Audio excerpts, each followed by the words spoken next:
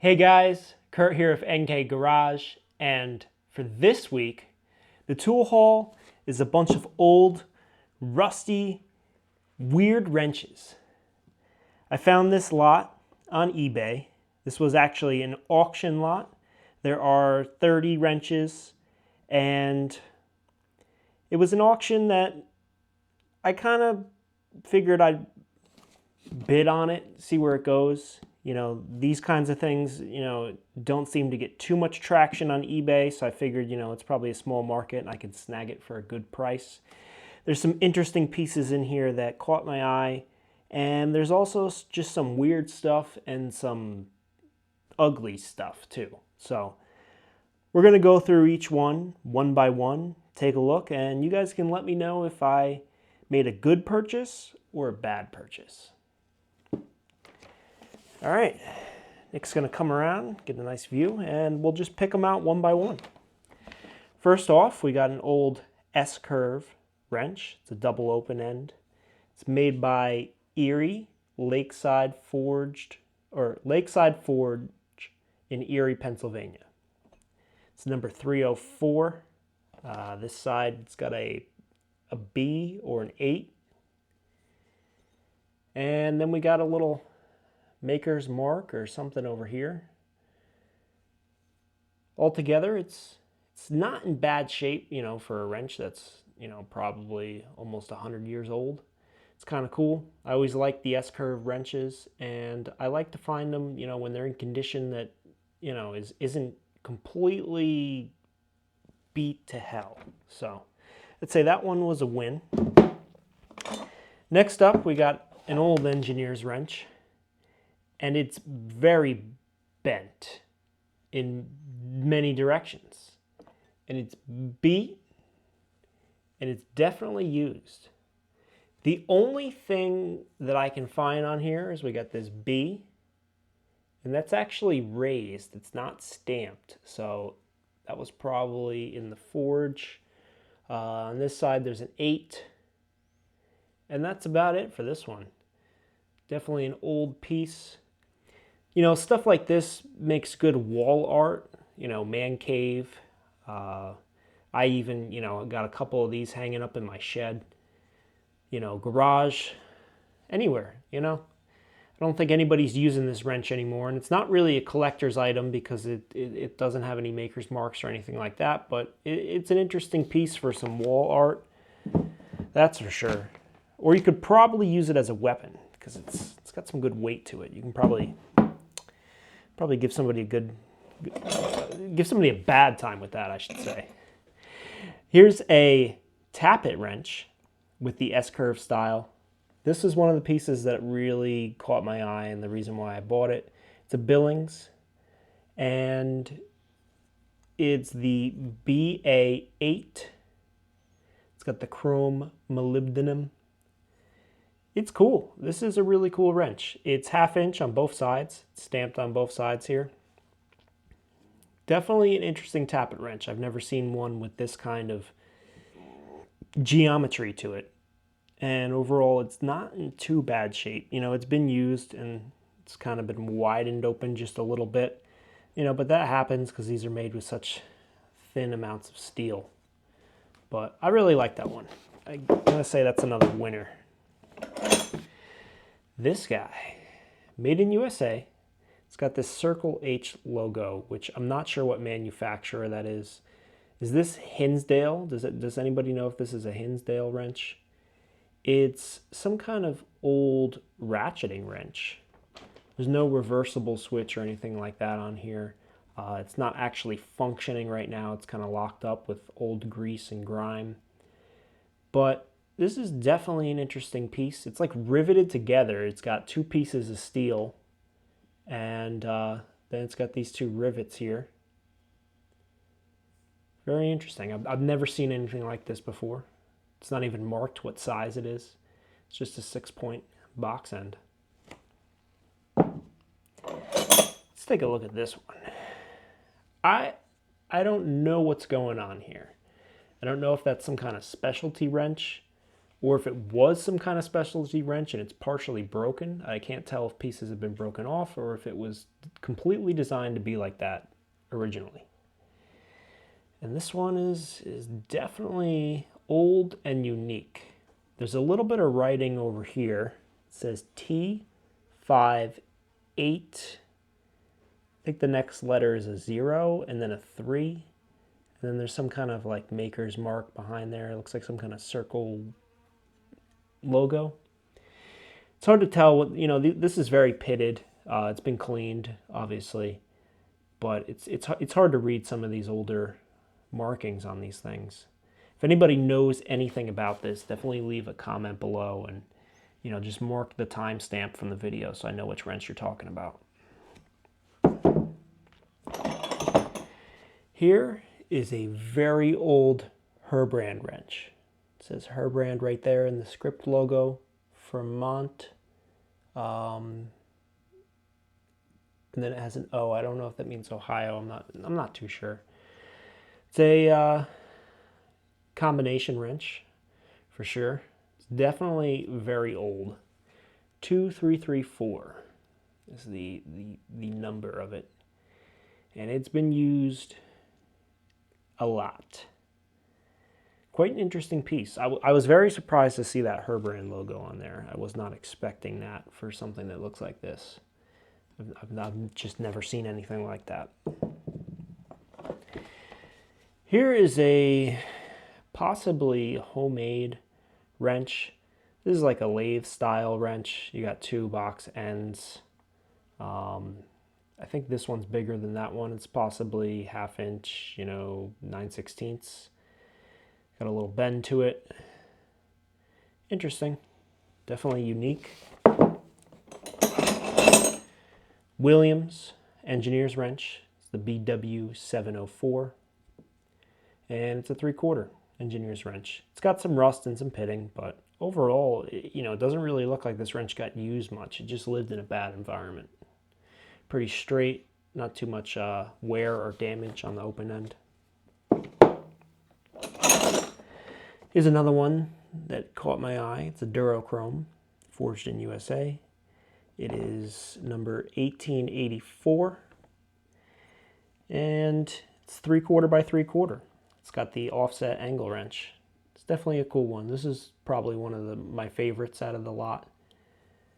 I just love that old Durochrome logo. And the wrench itself is in pretty good shape. It's just the chrome really that has worn off. At that time they hadn't perfected the chrome and they kind of had a cheap budget to it as well. Forged Barkaloy steel. It's the classic Barkalow Buffalo wrench. 5/8 combination wrench. We've got an A stamp over here. Old heavy duty, that's for sure. It's a piece of history right there. Another S wrench here. This one's also made by Lakeside Forge Company in Erie, Pennsylvania. Number 303. The last one was number 304. This is probably one size under. This one's marked 3/8 by 7/16. And that's probably for a 3/8 bolt and a 7/16 bolt, but it's quite large openings on this wrench for sure. Definitely another interesting piece. Double open end wrench. Just marked alloy steel up here. I don't see any maker's marks that I can come out with. There's some kind of part number up here, something like 1729. There's some sizes marked on here, 3/4 and 5/8.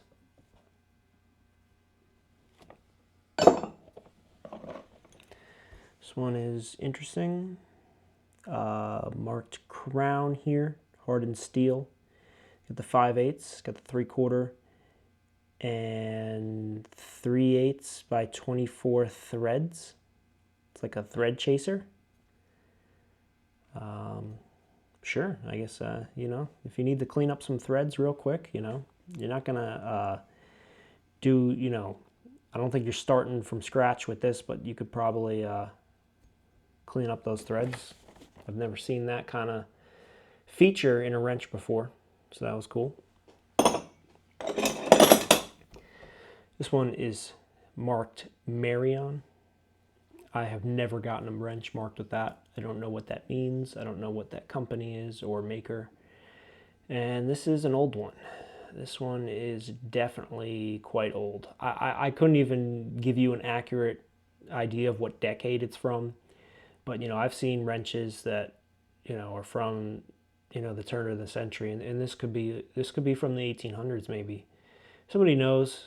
Maybe it's late 1800s, early 1900s. I couldn't tell you, but that's definitely an old one. The Billings and Spencer Company. Number 1455, I believe that says. Then it says 7L. Nice little S-curve wrench. Got the sizes are on here. It's marked with multiple different sizes. Over here it says 3/8 CAP and 3/8 SAE. And over here it says quarter nut 5/16 cap or CAP. I don't know. 5/16 SAE. This is before they kind of got the standardization figured out. This one, well, it's a dual purpose. You got an open-ended wrench over here, and then you have the kind of clawed spanner over here. No marks on it that I can make out. It's cool. That's for sure. This is number 27. Drop forge. 3/8 by 5/16, and that is probably talking about the bolt thickness.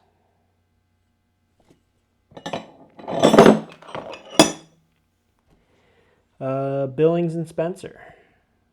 Number 1006. Engineer's wrench, 7/16 bolt symbol, O or C, might be a C. Double open-end wrench, more by the Lake Forge, Erie, Pennsylvania. Number 633, it's stamped down here. It's got some bending going on.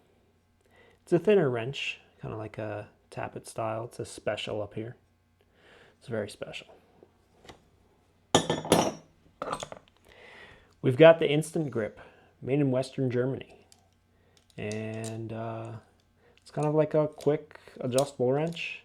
It's got a smooth jaw and a serrated jaw. Interesting idea. I don't think this kind of thing really caught on or really works that well. I mean, I'm sure it works a little bit, but I think the adjustable wrench, the classic adjustable wrench, is probably a better go-to. We've got a spud wrench. There are no markings on this at all. It looks quite homemade to me. Possibly forged at home. Who knows?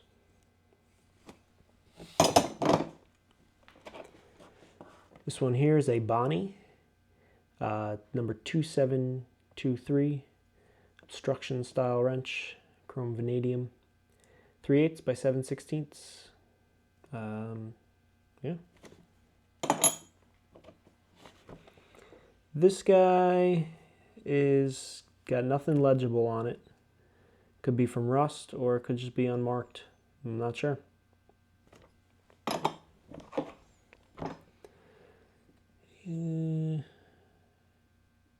Similar deal on this one. There are some numbers down here, 723. It possibly could be a Williams. I think the Williams logo might be in there. I see that old circle. Oh no, I think I might see Billings in there. I think it's a Billings. Here's Billings, S-curve wrench, number 1454. Underneath that it says 70, 7/16 by 3/8. Another Billings and Spencer, 11/16 double open, 7/16 by 3/8.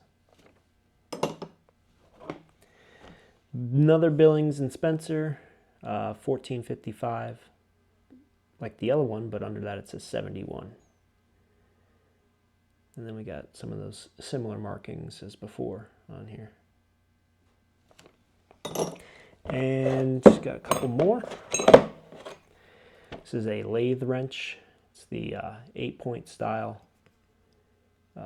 made by Armstrong, 683, 3/8. Billings and Spencer, 1557.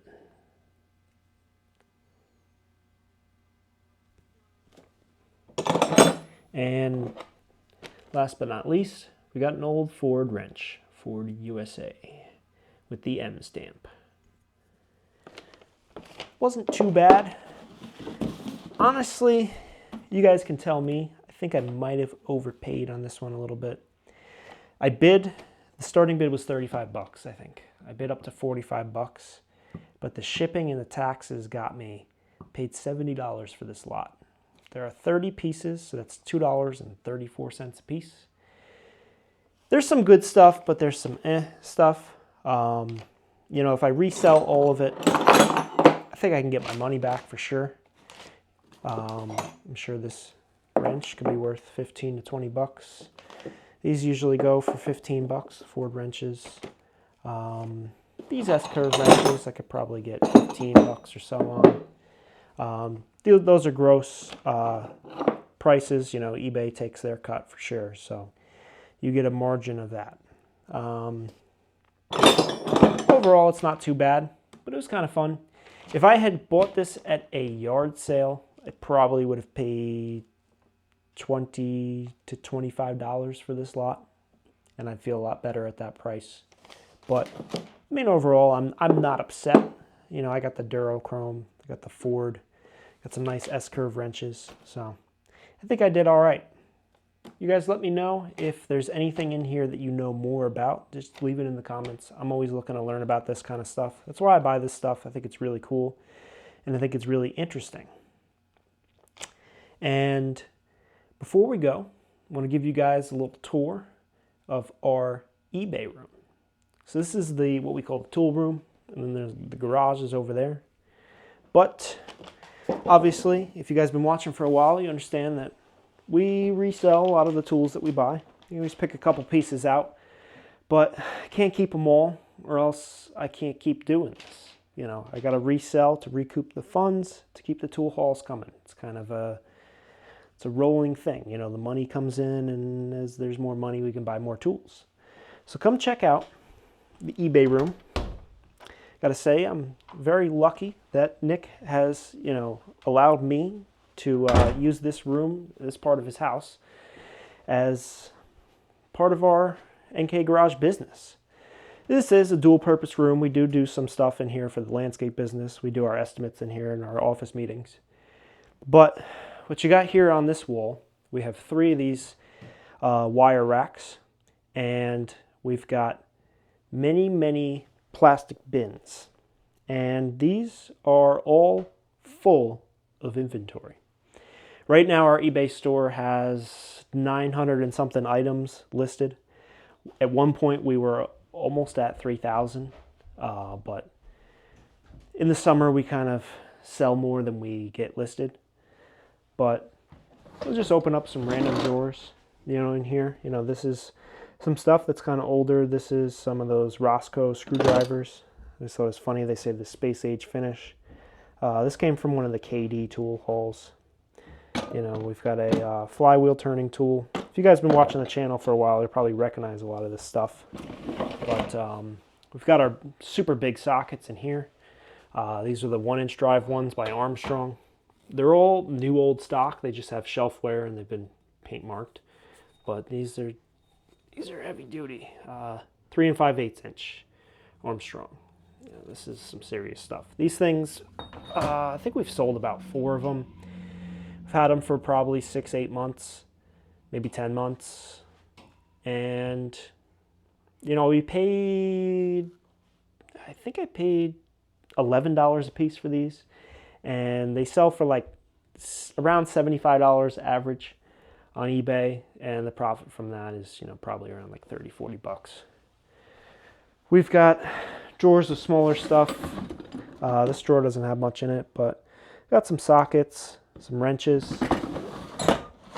This drawer has more wrenches in it. A lot of Craftsman in here. This was part of our old inventory system where we had these date codes with the date that the item was listed, and everything has blue tape on it. But we got away from the date codes and we went with the letter codes. So when I list an item, all I got to do is just pick a bin that I want to put it in.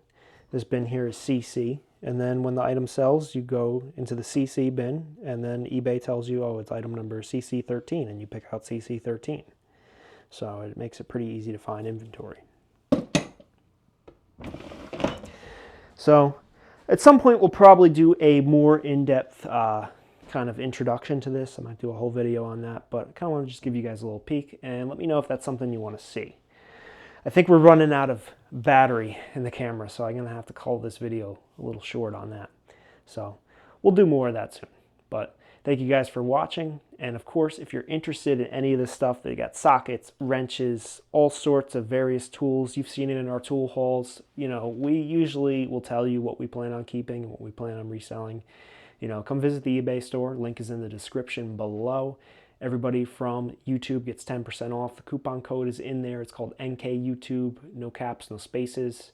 Come get 10% off. You know, if there's anything you're interested in, you know, or just look and browse, you know, you don't have to buy anything. But thank you for watching, and have a nice day.